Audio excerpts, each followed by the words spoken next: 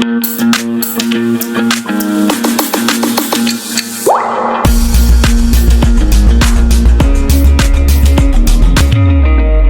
Next question. अब मैंने आपको बोला था ना कि मैं आपको साउथ फेसिंग भी कराऊंगी, तो ये क्वेश्चन साउथ फेसिंग का ही है। हम अभी तक जितने क्वेश्चंस कर रहे थे वो सारे नॉर्थ फेसिंग के थे ना, मतलब जो पर्सन था वो नॉर्थ देख रहा था। इस क्वेश्चन में पर्सन नॉर्थ भी देख रहा है, साउथ भी देख रहा है।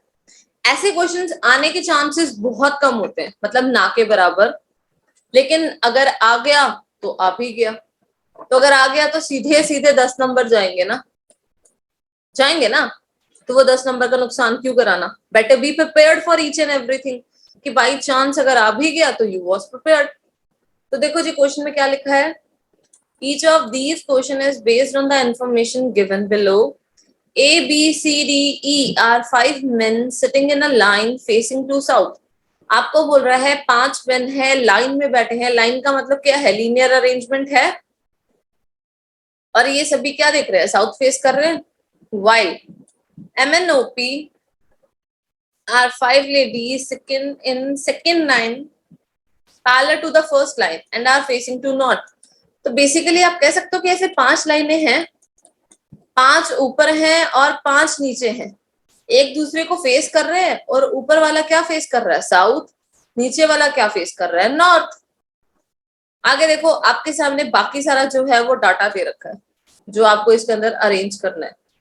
तो एक बेसिक सी चीज बता देती हूँ, नॉर्थ और साउथ में डिफरेंस क्या होता है। Everyone show me your right hand, show me your right hand. तो जी ये राइट हैंड है सभी का। और everyone show me your left hand, तो ये है जी सभी का लेफ्ट हैंड। तो अगर मैं नॉर्थ की बात करती हूँ तो आप अपना राइट वही शो करते हो जो आपका राइट है, और लेफ्ट वो शो करते हो जो लेफ्ट है। लेकिन अगर मैं साउथ की बात करूँ ना, तो मेरा राइट और लेफ्ट इंटरचेंज हो जाता है। समझ में आया। तो जो राइट है वो लेफ्ट बन जाता है, जो लेफ्ट है वो राइट बन जाता है, बस इतना सा डिफरेंस है। और ये वाला तो ऑलरेडी आप डायरेक्शन सेंस भी पढ़ चुके हैं। साउथ का मतलब क्या होता था, ऐसा उल्टा होकर देखना होता था, तो राइट और लेफ्ट तो इंटरचेंज हो ही जाता था ना, अलग अलग हो जाते थे। तो अगर मैं साउथ की बात करूं, then everyone show me your right hand, right hand. I am asking about right hand, मुझे राइट हैंड नहीं, अनिका गलत दिखा रही हो। अमित वेरी गुड साइन, राइट हैंड कौन सा होगा, हाँ जी very good Samriddh, very good Gagan. तो जी ये होगा आपका राइट हैंड। और अगर मैं साउथ की बात करूं तो लेफ्ट हैंड कौन सा होगा, ये होगा आपका left hand. Am I clear with it. Everyone solve it down, giving you only 1 to 2 minutes to solve it down. इतनी सी इक्वेशन है, फटाफट से सॉल्व करिए, बताइए मुझे क्या आंसर होगा।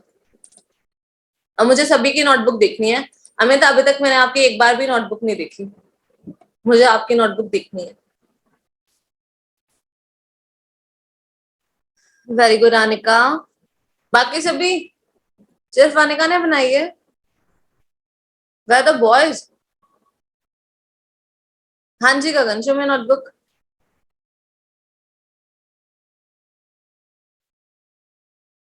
ओके वेरी गुड गगन, लेकिन दोनों की अरेंजमेंट अलग अलग बन रही है, दैट मीन्स आप दोनों में से सिर्फ एक ही सही होगा, या तो एक भी सही नहीं होगा। अमित, साई, अक्षता, बच्चे वीडियो ऑन करो। अक्षता, समृद्ध, शो मी नोटबुक फास्ट। हाँ जी अनिका। मैम इसमें ए का तो बता ही नहीं रखा कि ए कहाँ पे है, ए की तो अरेंजमेंट इन्होंने बता ही नहीं रखी इस कोई क्वेश्चन बात नहीं, अभी पता लग जाएगा कि एक ही अरेंजमेंट कहाँ आएगी। चले जी एवरीवन, सीधे देखो जी क्या लिखा है हमारे सामने। यहां तक तो वही था ना जो मैंने अभी पढ़ के बताया आपको, बेसिक इंस्ट्रक्शंस क्वेश्चन की, कि हमारे सामने 5 जो है पर्सन हैं, पैरेलल लाइंस में बैठे हैं। ऊपर वाला साउथ फेस कर रहा है, ABCD जो है वो साउथ फेस कर रहा है, MNOPQ जो है वो नॉर्थ फेस कर रहा है। बस यही थी ना अरेंजमेंट। आगे देखो जी क्या लिखा है, B who is just next to the left of D, मतलब D के लेफ्ट में B बैठा है, यही मतलब हुआ। तो जी A और B जो है वो कहाँ फेस कर रहे हैं, साउथ फेस कर रहे हैं ना। तो अभी बताया मैंने कि लेफ्ट और राइट क्या हो जाएगा, आपस में इंटरचेंज हो जाएगा। तो जी ये लेफ्ट की जगह क्या आ जाएगा, राइट आ जाएगा। तो लाइन क्या बनी कि D के राइट में डी बैठा हुआ है, तो जी बिठा दू डी। मैंने बिठा दिया डी और डी के राइट में बिठा दिया बी। किसी को भी डाउट होगा ना बच्चे साथ ही पूछ लेना, अदरवाइज पूरा क्वेश्चन एक्सप्लेन करना बहुत मुश्किल हो जाएगा।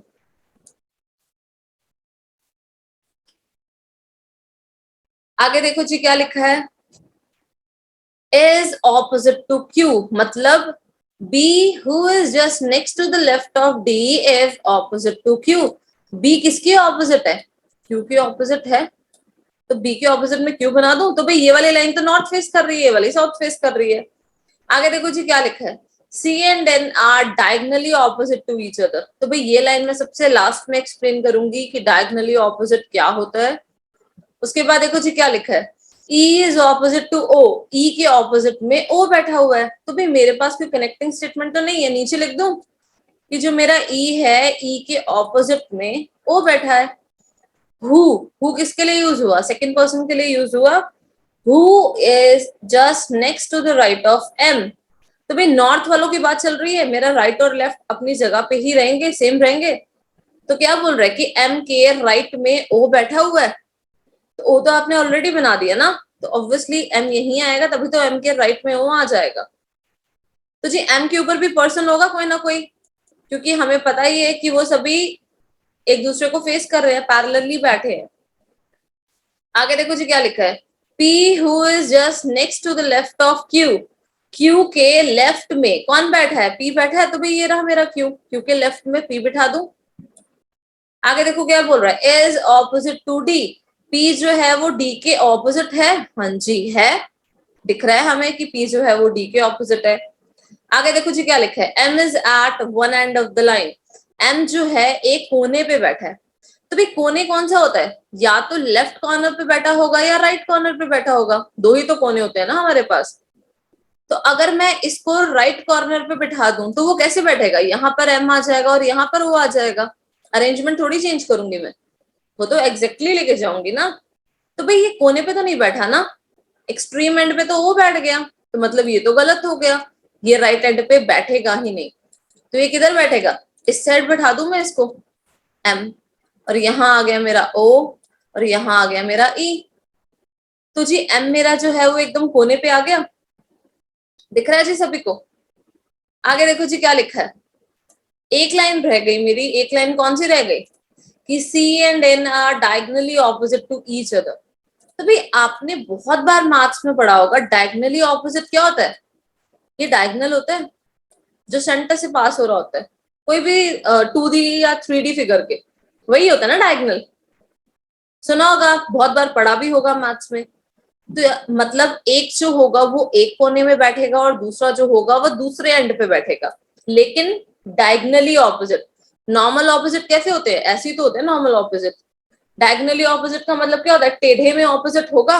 तो जी एक साइड बैठेगा मेरा C, एक साइड बैठेगा मेरा N। अब आप मुझे बोलोगे कि मैम डायगोनली ऑपोजिट जरूरी तो नहीं ऐसे होगा, ऐसे भी तो हो सकता है, ऐसे भी तो बैठ सकता है C और N। हाँ जी ऐसे भी बैठ सकता है, कोई फर्क नहीं पड़ता, डायगोनली चाहे ऐसे हो चाहे ऐसे हो, डायगोनल ही हुआ ना। तो जी देख लेते हैं हमारी अरेंजमेंट हमें क्या कहती है, किस जगह बैठ सकते हैं। तो जी यहाँ पर जो M बैठा है वो तो हम हिला नहीं सकते, M के बाद कोई पर्सन तो नहीं आएगा, तो बेसिकली मैं एंड में ही हिला सकती हूँ। तो यहाँ पर ऑब्वियसली C आ जाएगा क्योंकि यहाँ पर एक जगह खाली है, और यहाँ पर कौन आ जाएगा? N आ जाएगा। तो ये डायगोनली ऑपोजिट हो गए। तो जी बचा हुआ पर्सन कौन बचा? ए ही बचा, जो अनिका पूछ रही थी कि ए के बारे में तो कुछ बताया ही नहीं हुआ। ए के बारे में तो कुछ नहीं बताया, लेकिन कुछ छोड़ा भी तो नहीं ना, बाकी सब कुछ बता दिया। बचा हुआ पर्सन कौन है? ए, तो यहाँ कौन आ जाएगा? ए ही आएगा ना। आ गया जी सभी को समझ अरेंजमेंट कैसे बनी है? Am I clear completely? हाँ जी गगन। मैम इसमें तो बताया है कि क्यू के नीचे डी है मैम, मतलब डी के नीचे क्यू है। कहाँ बताया? बोल रहा है ma'am P, Q is opposite to D. हाँ बच्चे लाइन पढ़ो। P who is just next to the left of D is opposite to D। P जो Q के लेफ्ट में बैठा है ना, वही D के ऑपोजिट में बैठा है। उसने लाइन के अंदर थोड़ा सा चेंज कर दिया, आपकी इंग्लिश का हाई लेवल ले गया वो। मतलब उसने एक ही पी को दो कामों के लिए यूज कर दिया। उसने क्यू के बारे में भी बता दिया और डी के बारे में भी बता दिया। कोमा लगाया हुआ देखो बीच में। आगे समझ गगन? Yes ma'am. तो ऐसे क्वेश्चंस में ना ध्यान से पढ़ना। इफ यू वांट नंबर्स तो ध्यान से पढ़ना, अदरवाइज गलती होने के चांसेस 99% हो जाएंगे। और जिसकी गलती हो गई 10 नंबर गए, जिसका सही हो गया मतलब आप 10 नंबर आगे चले गए बाकी सबसे। सो क्वेश्चंस करते हैं इसके ऊपर based. First question is who is third to the right of O? बताइए जल्दी से कौन है भाई ओ के थर्ड राइट में? Who is third to the right of O? Okay जी, very good to everyone. Samrit सबसे पहले आंसर सामृत ने किया है, देन गगन, साई, अनिका, अक्षता, अमित। ओ के थर्ड राइट में है। This is my first right, second right and third right. ओ के थर्ड राइट में है मेरा N. Next is if B shifts to the place of E shifts to the place of Q shifts to the place of B, then who will be second to the left of the person opposite to O? काफी confusing है ना कि ma'am ये क्या लिख दिया इतना बड़ा लंबा चौड़ा, समझ नहीं आया हमें। तो थोड़ा थोड़ा तोड़ तोड़ के पढ़ो। तोड़ तोड़ के कैसे पढ़ोगे? उसने क्या बोला है कि B shifts to the place of E, मतलब जहां पर भी B बैठा है वहां पर कौन आ जाएगा? E आ जाएगा। सॉरी, E की प्लेस पे B आ जाएगा।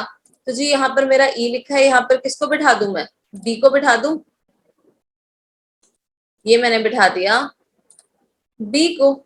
आगे देखो जी क्या लिखा है, E shifts to the place of Q, जहां पर Q बैठा है वहां पर किसको बिठा दो? E को बिठा दो। आगे देखो जी, Q shifts to the place of B, जहां पर B बैठा था वहां पर किसको बिठा दो? Q को। बाकी सारी अरेंजमेंट तो एज इट इज रहेगी ना। आगे देखो जी क्या लिखा है, then who will be second to the left of the person opposite to O, मतलब O के ऑपोजिट, ये रहा मेरा O के ऑपोजिट सेकंड लेफ्ट में कौन बैठा है? तो भाई ये तो ऑलरेडी साउथ फेस कर रहे हैं ना, तो मतलब सेकंड राइट की बात चल रही होगी। तो O के ऑपोजिट सेकंड राइट में कौन बैठा है? Q ही बैठा है ना। That's why my answer will be Q। आ गया जी सभी को समझ? दिक्कत परेशानी? नेक्स्ट पे चले जी। तो भाई ये जो है ना ये आप चेंज कर देना। जब क्वेश्चन में आपके पास चेंज करने के लिए आए तभी बस चेंज करना, वरना आपको जो भी आंसर देने हैं ना वो नॉर्मल अरेंजमेंट से देने हैं जो आपने पहले बनाई थी। नेक्स्ट पे चलते हैं जी। This is my next question, question number 174।